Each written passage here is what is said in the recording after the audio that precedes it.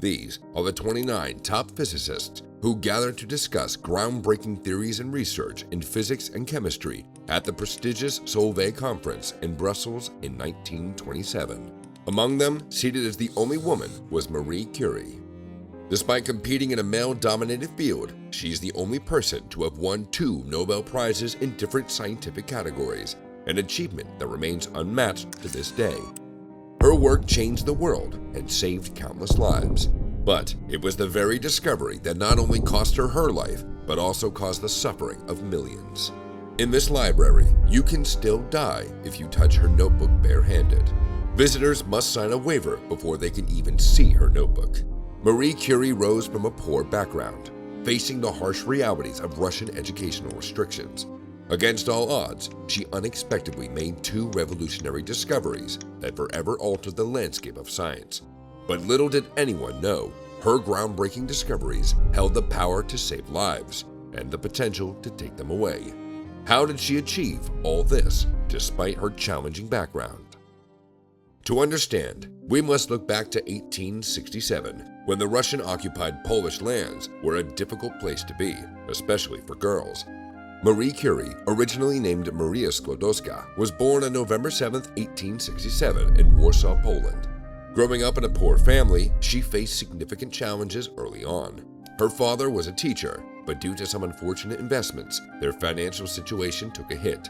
Even as a child, Marie stood out for her incredible memory and thirst for knowledge. By 16, she had completed her secondary education at the Russian Lycée and earned a gold medal for her achievements. It was time for Maria Sklodowska to seek higher education, but she faced 2 major obstacles: poverty and the fact that higher education was unavailable in her country. Yet, she had a bold, brilliant idea. It was risky, exhausting, and could collapse at any moment, but it was her only chance. Marie Curie decided to finance her sister Bronislawa's medical studies in Paris, with the promise that Bronislawa would help her pursue her own education later. At just 18, she took on a position as a governess, where she also struggled with an unhappy love affair that left her heartbroken. Despite these personal struggles, Marie remained resolute in her commitment to her family and her education, determined to carve out a better future for herself and those she loved. With her earnings as a governess, Marie Curie selflessly financed her sister Bronislawa's medical studies in Paris. While working as a teacher, Marie participated clandestinely in the nationalist Free University for Women, as formal higher education was restricted under Russian rule. Ultimately, Marie's struggles to finance her sister's education paid off in 1891. Seeking greater educational opportunities, Marie moved to Paris to attend Sorbonne, where she adopted the French version of her name, Marie. Little did she know, her move to Paris would heal her heartbreak and lead to a destiny far greater than she could have ever dreamed, one that would change the world forever. The transition was challenging at first, when she faced language barriers, cultural differences, and financial struggles. Living in a cramped apartment and surviving on little more than bread and tea, she dedicated herself to her studies, often working late into the night. Marie excelled in her studies, earning top marks and gaining recognition from her professors. In 1893, she received her degree in physics, followed by a degree in mathematics in 1894. Her luck took a dramatic turn when during this time, she crossed paths with Pierre Curie, a physicist who shaped her deep passion for science. What began as a professional collaboration quickly grew into something more, and in 1895, they married, setting the stage for one of the most extraordinary partnerships in scientific history. The Curies began their research at the School of Chemistry and Physics in Paris, where they started their pioneering work studying the chemical properties of uranium. After uranium was discovered in 1789, a century passed with no one realizing that other elements shared its chemical properties. But then, Marie Curie discovered 2 of them, completely by accident. She celebrated her findings, unaware that her groundbreaking discoveries would soon put her life at risk. They were studying invisible rays given off by uranium, a new phenomenon which had recently been discovered by Professor Henry Becquerel. He had shown that the rays were able to pass through solid matter, fog, and photographic film and cause the air to conduct electricity. Marie Curie expanded Becquerel's work, conducting extensive research on uranium and discovering that it was not only uranium, but also other elements that emitted radiation. Marie also noticed that samples of a mineral called pitchblende, which contained uranium ore, were a great deal more radioactive than the pure element uranium. Further work convinced her the very large readings she was getting could not be caused by uranium alone. There was something else in the pitchblende. Since nobody had ever found it before, it could only be present in tiny quantities, and it seemed to be very radioactive. Marie was convinced that she had found a new chemical element. Other scientists doubted her results. To convince skeptics, she had to work harder and spend money on expensive uranium-containing pitchblende, all while being poor. But then, she discovered a clever and inexpensive solution that could change everything. She bought large quantities of the cheaper waste products of pitchblende from its processing. Although the waste didn't contain uranium, Pierre and Marie Curie set about working to search for the unknown element. They ground up samples of pitchblende, dissolved them in acid, and began to separate the different elements present, using the standard analytical chemistry techniques at the time. Eventually, they extracted a black powder 330 times more radioactive than uranium, which they called polonium. When the Curies looked more into it, they discovered that the liquid left after taking out polonium was still very radioactive. They realized that pitchblende, the mineral that they were studying, had another new element in it. This element was even more radioactive than polonium and was present in smaller amounts. The main challenge for Marie was that, while discovering two new elements for the periodic table, polonium and radium, she struggled to separate them. In 1898, the Curies published strong evidence of radium, but Curie was determined to isolate it from the pitchblende, the mineral from which it was extracted. If you're not a scientist and don't understand radiation, think of it like this. Polonium and radium are highly radioactive, similar to atomic bomb materials. An atomic bomb releases energy all at once in a massive explosion, while polonium and radium release energy slowly over time.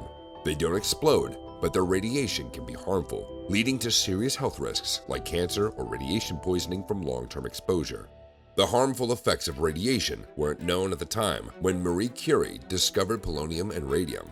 Back then, radiation was a new discovery, and scientists, including Marie, were not aware of how dangerous it could be to health. Marie Curie earned her doctorate in science and, along with her husband Pierre, received the Davy Medal and shared the Nobel Prize in Physics with Becquerel for discovering radioactivity. She became a lecturer in physics and introduced hands-on teaching methods. Just as Marie Curie was at the peak of her career, tragedy struck with the sudden death of her beloved husband. Soon after, she found herself in the newspapers, but this time not for her science research. Instead, it was for something that could ruin her reputation and make it even harder for women to enter the male-dominated field. It was a love scandal. After Pierre's tragic death in 1906, she became involved in a romantic relationship with Paul Levine, a fellow scientist, according to a newspaper. Levine was a prominent physicist known for his work on ultrasonics and wave theory. He was married at the time of the affair.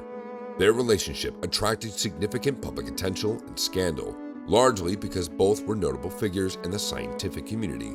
The affair had become a subject of gossip, and Marie faced criticism and backlash for her involvement with a married man.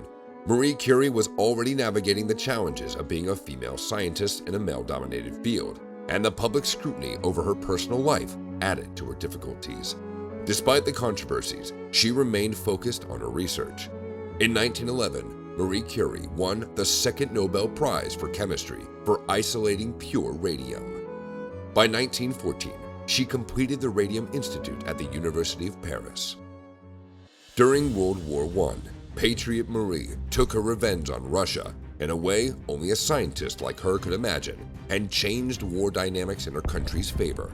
Marie Curie created mobile X-ray units known as Petite Curies, which were modified Renault automobiles designed to bring medical help to wounded soldiers right on the battlefield. These vehicles were equipped with portable X-ray machines, which were used to diagnose injuries, allowing doctors to take images of soldiers' wounds without needing to transport them to a hospital. This capability enabled medical personnel to identify fractures and shrapnel injuries on the spot. After World War I, Marie faced a harrowing battle as her groundbreaking discovery of radium was suddenly deemed too dangerous for common use. But why? It was in 1934 the harmful effects of radium were becoming clear, and the government began banning it from use in everything. Radium was so popular that people were using it in all parts of their lives: food, health supplements, everyday products, and even education, without even realizing the danger. Marie Curie passed away from aplastic anemia caused by radiation exposure. Her contributions to science were immense, earning her 2 Nobel Prizes and inspiring future generations of physicists and chemists.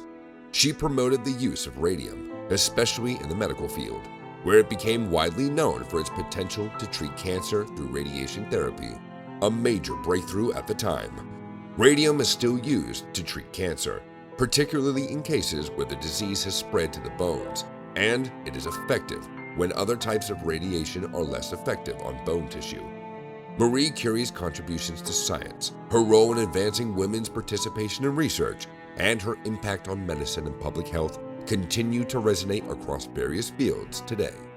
What do you think motivated Marie Curie to continue her work in science despite facing personal controversies twice? Do you think her legacy would be different if she did not face those controversies? Comment below your thoughts.